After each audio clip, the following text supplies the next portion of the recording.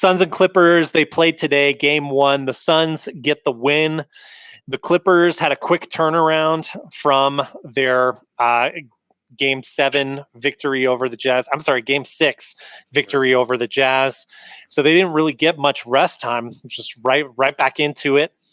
And honestly, I'll just kind of give you, I have Suns winning this series in 6. I was kind of waffling about this yesterday until I saw that Kawhi Leonard was not traveling to Phoenix with the team, meaning almost certainly he's going to miss both game 1 and game 2. I did think the Clippers had a real shot in this series if he was going to be around, but with him being out for those first 2 games, Suns already got the first one. If they get game 2, I just don't think the Clippers have enough in the tank to be able to come back. And then even if Kawhi does come back, what condition is he going to be in? We know Chris Paul, for those of you that don't know, he is out because apparently he caught COVID, but he tested positive for COVID. But in any case, he's out for health and safety protocols. But when he comes back, we know he's going to be pretty healthy, maybe not 100% since he started the playoffs a little banged up, but I'd imagine he'd be close to it. Kawhi, when he comes back, is he going to be 70%? What is he going to have? That knee injury that comes back to haunt him from time to time is back. So I think the Suns are rested. They have all the momentum. They have Suns in 4 guy.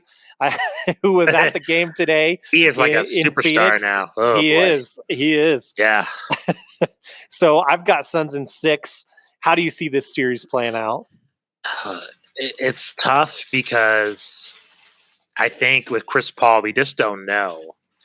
And it's tough that the COVID stuff is a massive intangible. I would say Chris Paul's coming back.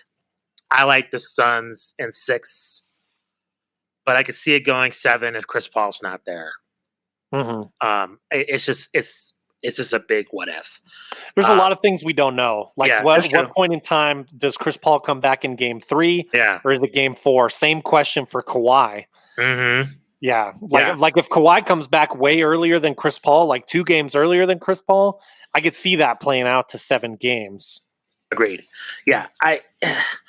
It's just a thing where Chris Paul is such a huge part of that team. And you saw Devin Booker in game 1. He said himself he had to beat Chris Paul. But can he do that can he win 4 games like that? I don't know. And that's such a massive responsibility for him in this role for the first time. It's different. I mean, he might as well just be a rookie in some ways, even though he is a veteran in the league now. You saw in his performance, his first ever career triple-double, 40 points, 13 rebounds, 11 assists. I mean, that's a monster game. Can he keep that up for the majority? I don't know. And that's I'll tell you, I trust him more than I trust Paul George. Who's on the other side. It's true. It's true. Fair enough. That's a good point. And I mean, that's probably why we're picking the Suns at 6. So I think overall, and again, it kind of sucks with the Clippers because I feel like they've gotten so many passes. And then again, this is kind of going to be another pass they're going to get just because Kawhi Leonard got hurt. So, we'll see. Ultimately, we'll see what Paul George is made out of, right?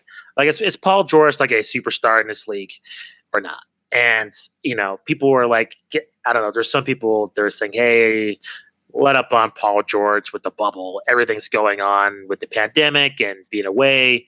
But the circumstances are way different now. This is your team. Are you a superstar or not? We'll see. Yeah. You only get so much leeway. Yeah, you do. 1,000%.